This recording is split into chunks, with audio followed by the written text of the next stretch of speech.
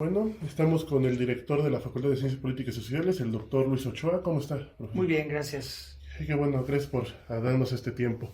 La primera pregunta con la que quiero arrancar es que nos contextualice primero en cómo funciona el sistema de elección norteamericano y cuál es el panorama actual en las elecciones de Estados Unidos. Es decir, vemos que hay una ventaja, una carrera muy cerrada de un punto más o menos entre Kamala Harris y Donald Trump. ¿Usted qué piensa al respecto? Muy bien. Primero, en el contexto, en Estados Unidos todos los ciudadanos norteamericanos mayores de 18 años tienen derecho al voto en todos los estados de la Unión Americana.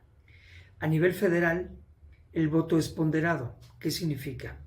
Que hay una votación ciudadana, pero en cada estado, quien gane la elección obtiene los votos electorales que le corresponde a cada estado. Es decir, si Kamala Harris gana el estado de California por un solo voto, se lleva todos los votos ponderados del estado de California. Si Donald Trump gana por un solo voto Florida, se lleva todos los votos del estado de Florida. El estado de California tiene 55 votos electorales. Es decir, que si Kamala Harris ganara por un solo voto, por una diferencia mínima de la votación popular, eso no importa, ella se lleva los 55 votos electorales del estado de California. Si a esos 55 votos le sumas los 7 del estado de Oregon, los 12 del estado de Washington en el norte, en el Pacífico, los 10 del estado de Montana, los 10 del estado de Wisconsin, los 20 del estado de Illinois, vas sumando la cantidad de votos que terminarían dándole la victoria. Entonces, es un voto ponderado y esto significa que cada estado vale diferente. Dakota del Norte vale 3 votos electorales. Dakota del Sur vale 3 votos electorales. Y la carrera está cerrada porque en donde hay una votación muy pareja es en el estado de Pensilvania.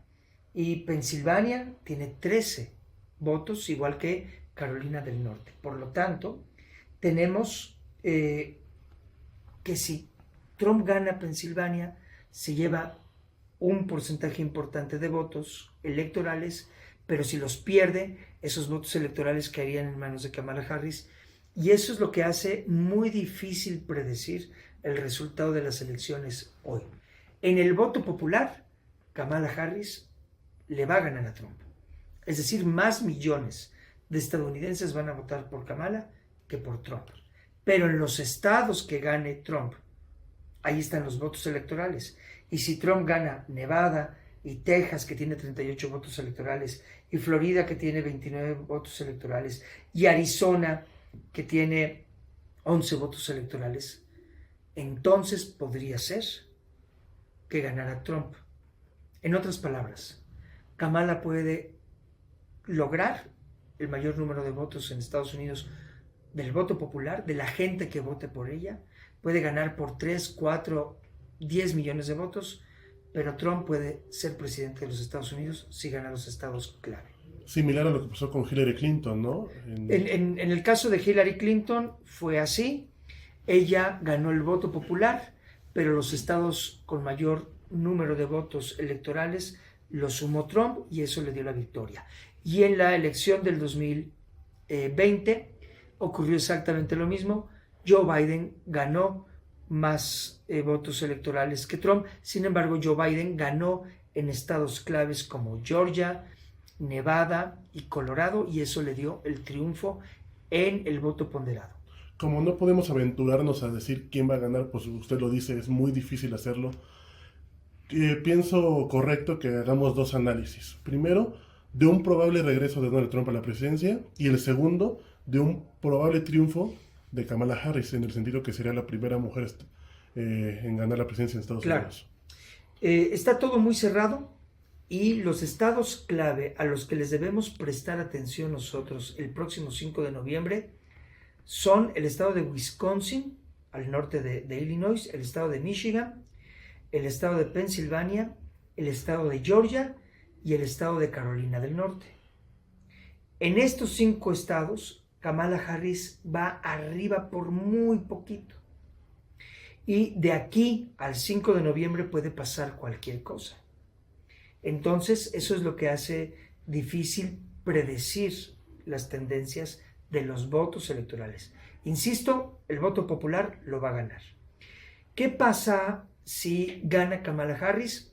Sí sería un hito en la historia de los Estados Unidos, porque no solamente sería la primera mujer presidenta, sino que además sería una mujer presidenta hija de inmigrantes y de minorías raciales, porque el padre de Kamala Harris es de origen afrocaribeño, jamaiquino, y la mamá de Kamala Harris es de origen indio. Kamala Harris nació en Estados Unidos, cumple con todos los requisitos, pero estamos hablando de que es la primera generación de su familia nacida en Estados Unidos. Y el hecho de ser mujer también contribuye a darle un matiz histórico o simbólico a su elección. Pudimos haber tenido una primera mujer presidenta de los Estados Unidos con Hillary Clinton, y ella era una mujer anglosajona, es decir, cubre el perfil racial y religioso del status quo norteamericano. Kamala Harris no lo cumple. ¿Qué puede ocurrir? Que sería un hecho histórico para Estados Unidos. Y si gana Donald Trump, también sería un hecho histórico, porque sería el primer presidente de los Estados Unidos que tiene procesos judiciales abiertos. Algunos de ellos ya ha sido declarado culpable, incluso ya tuvo que pagar una indemnización a una mujer de la cual abusó sexualmente en una tienda departamental, y el estado de Nueva York y el jurado lo declararon culpable y tiene que pagar esa indemnización. Ya no hay ninguna apelación al respecto. Entonces sería el primer presidente con juicios en su contra cumplidos y con juicios abiertos en su contra, porque hay otros juicios pendientes que se tendrían que llevar a cabo en las cortes norteamericanas. Por todos lados sería un hecho histórico. Ahora, en términos políticos, debemos entender lo siguiente. Donald Trump no sale de la nada, es un candidato de las élites norteamericanas. Es decir, goza del visto bueno de las élites norteamericanas y de la CIA y del FBI y del Pentágono y del ejército de los Estados Unidos y de los empresarios de Silicon Valley y de los empresarios del estado de Washington y de las farmacéuticas y de los medios de comunicación, exactamente igual que Kamala Harris. Kamala Harris es candidata porque goza del respaldo de esas élites. Y esas élites van a poder trabajar con Kamala Harris o con Trump, independientemente de quién gane la presidencia. Es lo mismo que ocurrió en México en junio. Claro que Claudia Sheinbaum contaba con el apoyo de las élites, como Xóchitl Gálvez y como Maínez. Cualquiera de los tres hubiera sido un candidato con quien las élites hubieran dialogado y negociado. Eso nos queda claro. Quizás a nivel internacional Donald Trump sí vaya por una política de alejarse de Europa, de alejarse de la OTAN y permitir que Vladimir Putin termine de derrotar a Ucrania en la guerra, o iría más por el lado de que Israel en Medio Oriente lleve a cabo la guerra en los términos que quiera y no tenga ciertas limitaciones, sobre todo con los crímenes de humanidad que su ejército está cometiendo. Probablemente en el ámbito internacional Kamala Harris le trate de poner un freno a Israel y trate de confrontarse indirectamente, pero de manera más insistente, a Vladimir Putin y a Rusia. En este contexto que usted habla de multipolaridad, de regreso a la multipolaridad, hablamos de que hay una Rusia que está tratando de consolidar un dominio en Europa, una especie de dominio en Europa, una China que cada vez se ve más grande. Donald Trump propone un aislamiento de Estados Unidos. ¿Cómo afectaría esto a México? Es decir, tal vez la única forma de competir con China de Estados Unidos es si Norteamérica, hablamos de Canadá, Estados Unidos y México, se regionalizaran. ¿Usted qué opina al respecto? Es que ese proceso de regionalización va más allá de quien esté en la presidencia. Porque nosotros tuvimos un presidente como Andrés Manuel López Obrador, que tenía un aparente proyecto latinoamericano, y lo único que ocurrió fue que en sus 6 años la economía mexicana se integró todavía más a la economía estadounidense, sobre todo por esta relocalización de empresas, lo que en inglés se conoce como nearshoring, es decir, empresas de otras partes del mundo a ciertos complejos industriales terminaron llegando a México, instalándose aquí, reconstruyendo las cadenas productivas y orientándose hacia el mercado norteamericano, Estados Unidos y Canadá. Este proceso sigue vigente. El transísmico, este tren que va a llevar del Golfo al Pacífico, lo que hará será descargar el canal de Panamá, que ya está totalmente saturado. Por lo tanto, un 30, un 40% de mercancías van a cruzar por ahí. En el centro de México se van a concentrar y se van a empezar a dispersar por todo el norte de nuestro país, hacia Estados Unidos, en las líneas férreas de toda esta cadena de ferrocarriles que ha construido Kansas City Southern, que es la cadena de ferrocarriles más importante del continente, y eso no va a ser otra cosa más que profundizar todavía más la relación comercial. Por lo tanto, independientemente de quién llegue, Trump o Kamala Harris, este es un proceso que va más allá de la voluntad o de los deseos de quien esté en la presidencia de México o de Estados Unidos. Lo mismo que en datos demográficos. Para el 2100, la población de origen hispano va a ser igual o mayor que la población de origen anglosajón en Estados Unidos. Esos son datos y proyecciones que no van a cambiar por las tendencias de las poblaciones y las tendencias demográficas, sobre todo en Estados Unidos.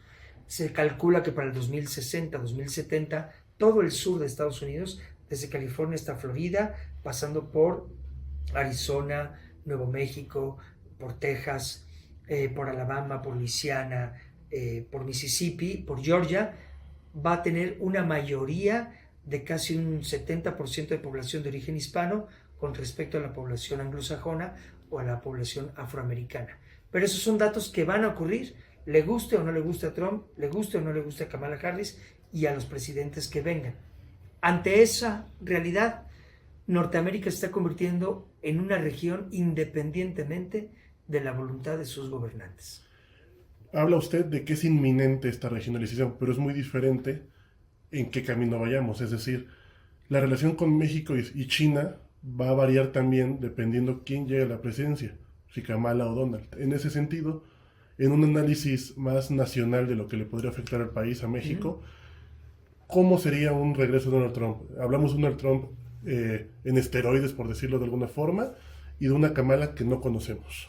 En el caso de Donald Trump, tú hablas de un Donald Trump en esteroides, pero hay un problema. Donald Trump está más viejo, está teniendo dificultades de salud, dificultades de concentración, está empezando a entrar en una etapa de deterioro. Todo lo que se dijo de Biden lo está viviendo también Donald Trump. En la prensa en Estados Unidos se destacan sus rallies o sus mítines políticos y se nota que divaga, no se concentra.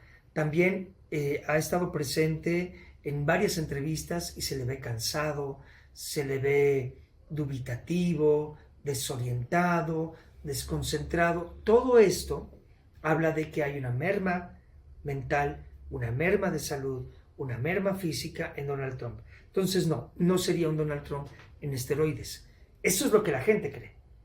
Pero él no sería un Donald Trump en esteroides.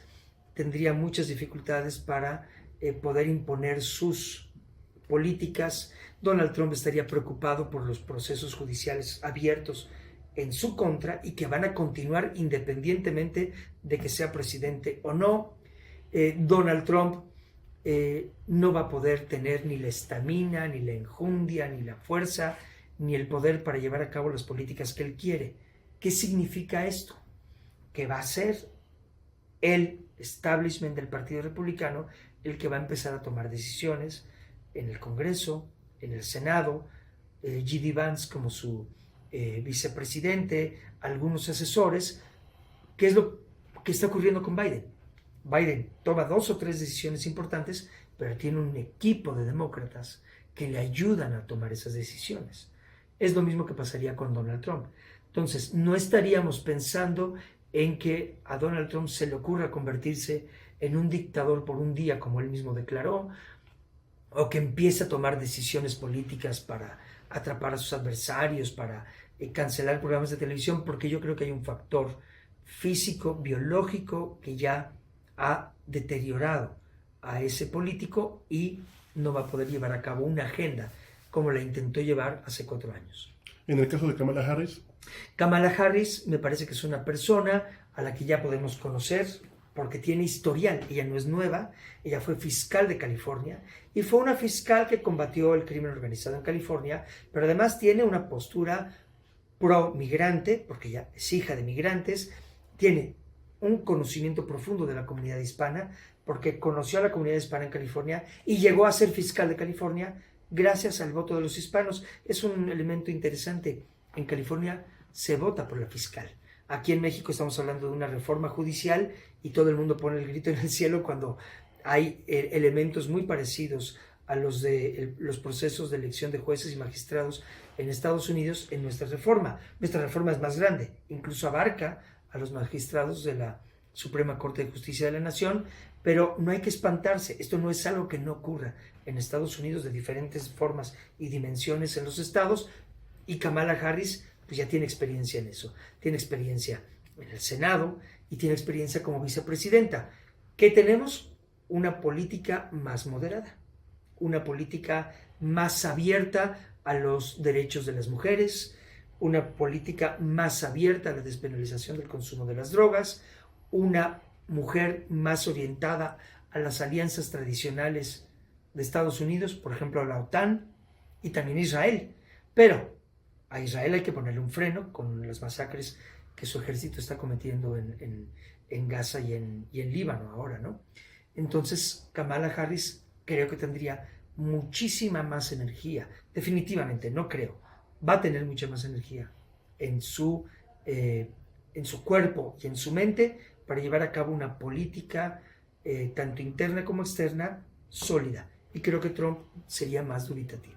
Para finalizar, un análisis prospectivo en 5 puntos de lo que viene para México en los siguientes 6 años en su relación con Estados Unidos. Bien, primero, la relación se sigue estrechando, ya es una relación que nadie puede cortar. O sea, no hay forma de poner un muro, no hay forma de acabar con los vínculos económicos, comerciales, educativos, de espectáculos, de que la selección mexicana juegue en California o en Texas. Eso, olvídenlo, no va a acabar.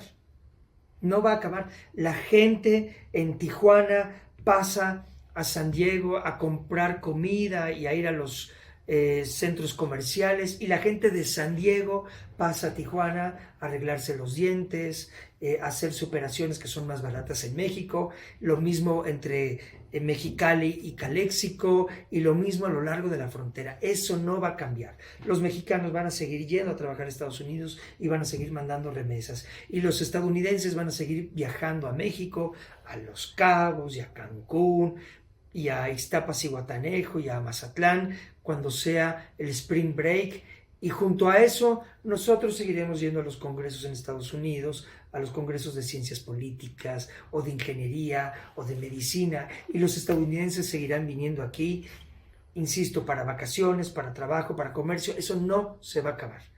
Eso es lo primero que te puedo plantear en prospectiva. Segundo, yo creo que el tema migratorio lo vamos a tener que trabajar mucho más sólidamente, porque ese es el segundo punto, y el tercero, el del crimen organizado. Si no hay una colaboración entre México y Estados Unidos, no se acaba la migración y no se acaba el crimen organizado. Por lo tanto, para resolver esos 2 dilemas, se tiene que trabajar de manera colectiva y en cooperación internacional y binacional, para ser más exactos, porque compartimos fronteras. Cuarto punto, a nivel militar y de inteligencia hay una relación súper estrecha entre México y Estados Unidos que ninguno de nosotros podemos conocer o podemos imaginar. Entonces, si el Mayo Zambada está en Estados Unidos, si Genaro García Luna en Estados Unidos no fue sorpresa para México. Si alguien hizo aparentar que fue una sorpresa, pues es solo eso, una imagen pública, porque por supuesto que están enterados los dos gobiernos de lo que está pasando ahí. Y hay una colaboración mucho más estrecha de lo que imaginamos.